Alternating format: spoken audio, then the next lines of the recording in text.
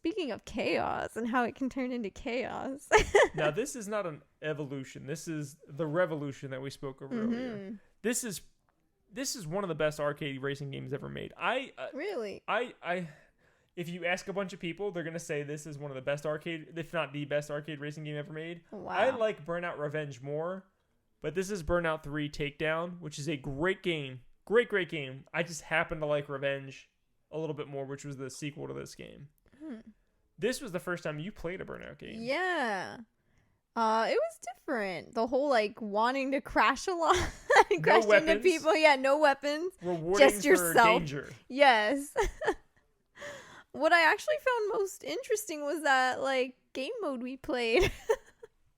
I can't remember what game mode it was called. Well, there's regular races and I think there's a mode called Takedown in the game, and there's your crash mode. Yeah, crash mode. That's what it was. That's when you're trying to cause a big pile up. Absolute destroy. And I enjoy games that are just encourage you to destroy. I'm like, okay, let's see the best we can do. I feel like they didn't help us though. So destroy. Playing Revenge, the crash mode in Revenge is like 10 times better. Oh, it's easier to understand, it's easier to use, and it works better. So if we were to play Revenge, I think you would enjoy the crash mode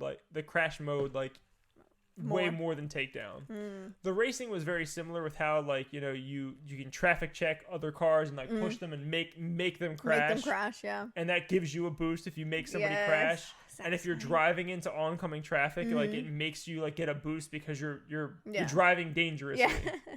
Which is ironic because the guys who left that studio, their next game they made was called Dangerous Driving. Oh, they just wanted chaos. These so makers, great. My God. It's an enjoyable game. I mean, if you just like to destroy and have absolute chaos around you. Look, all the Burnouts are great. When you get to 3 in Revenge, to me that's the pinnacle.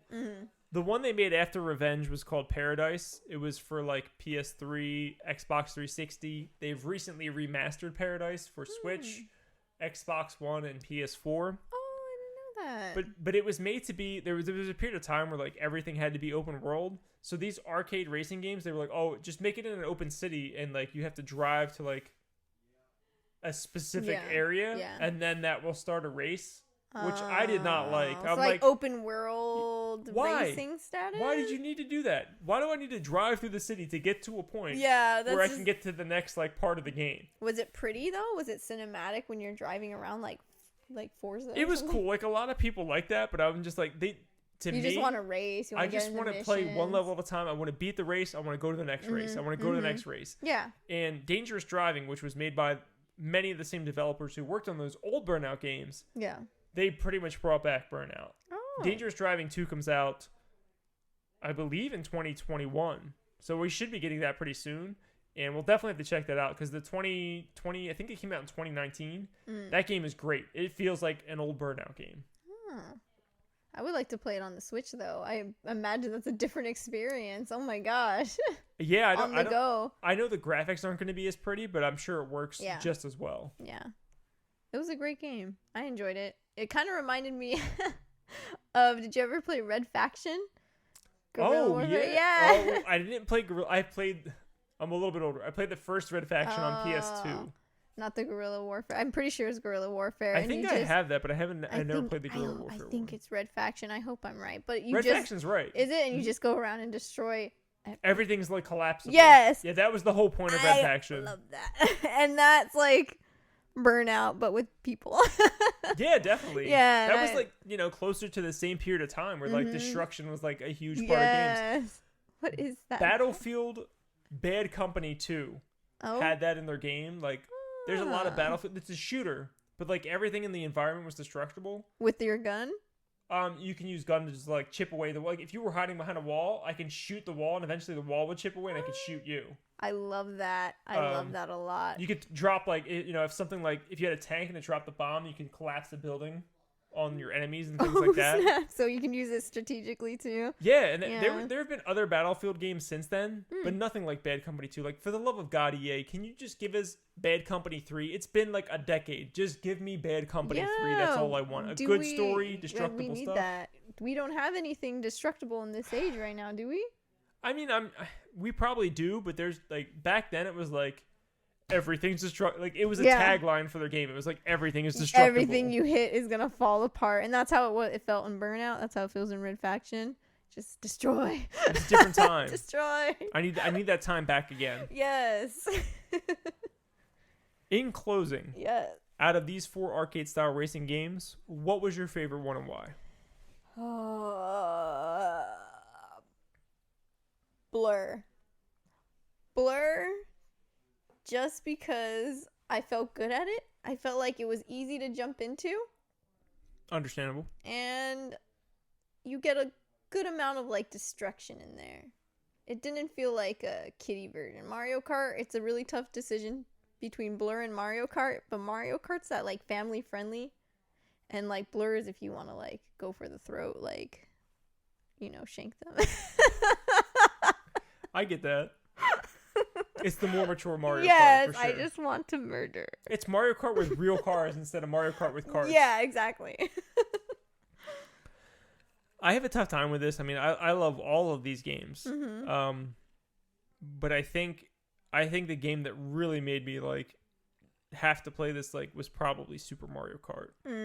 Like I played Championship Pro-Am for a period of time. I didn't own that game.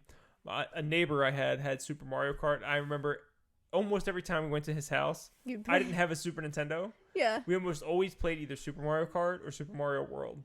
So like even though I didn't own those systems, like those 2 games were like were your go-to. Yeah, man, I love them so much. And I don't know if I would even keep playing racing games if it wasn't for Super Mario Kart. And I don't like traditional style racing games. I don't care about Gran Turismo. Don't care about the regular Forza games. But you give me an arcade style racing games, and I love.